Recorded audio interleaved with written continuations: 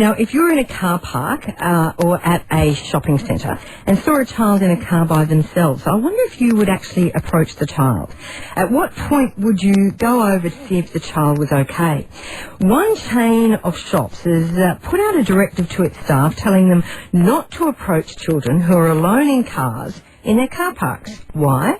Well, apparently parents are reacting with anger when they see staff talking to their children in their cars, and one parent has even threatened legal action over this. Scott Driscoll is from the Retailers Association. Good morning. Morning, Madonna. Does it surprise you that staff are trying to do the right thing yet met with hostility? It does, and I just think it's a really sad state of affairs that in our society at the moment, I suppose that the problem in first place exists, that people are still leaving kids in cars, particularly in the hot weather in Queensland being what it is, and just the overall safety aspects that it attracts as major questions. But certainly, you've got people that I'm sure were acting, and I'm thinking any normal person would realise is acting in the interests of those kids. Some may be in distress, and you're having this reaction. But could it be prompted by some do-gooders? The children have been in the car for 30 seconds or more, and someone's rushed over to the car. Do you have to be a little bit careful about at what point you intervene?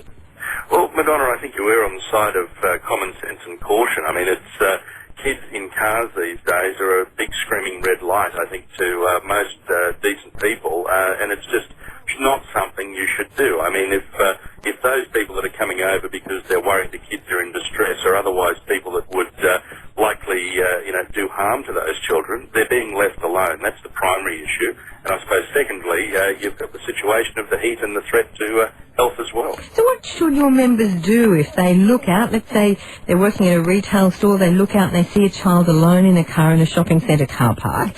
What would be your advice?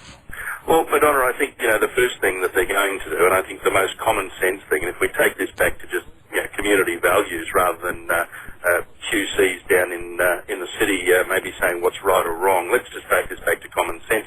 You would go up and you would see whether the child's in distress as a first point. I mean, if we have people, anyone, shop owners, staff, members of the community that are too scared to go up to a car, if a kid is quite visibly in distress on a hot day, left in the car on its own, if we're prepared as a society to turn our backs on that, I think we need to take a good hard look at ourselves. I guess the question, though, is at what point you do that?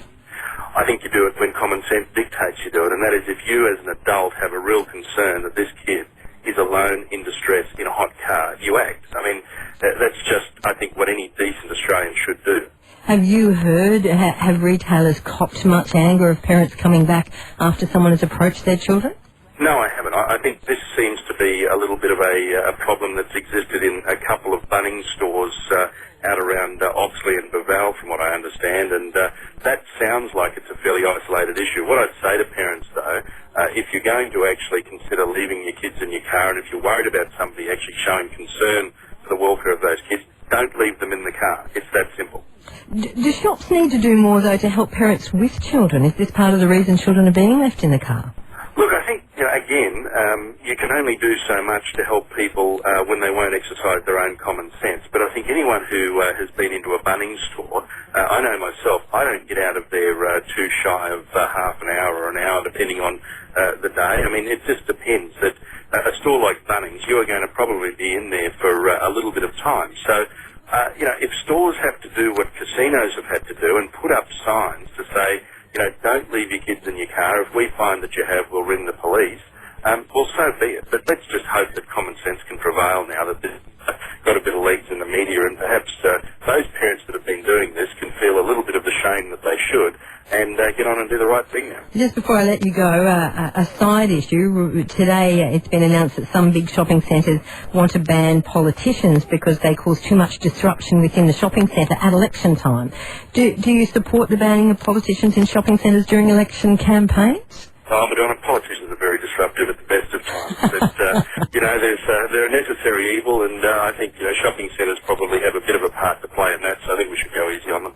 Go easy on them and let them campaign from shopping centres? Let them have a wander through and let them, get out amongst the people. They seem to like to do that, and it gives the opportunity for the people to put a couple of tough questions to them as well. All right, Scott Driscoll, thank you. Thanks, Madonna. Scott Driscoll, National Executive Director of the Retailers Association.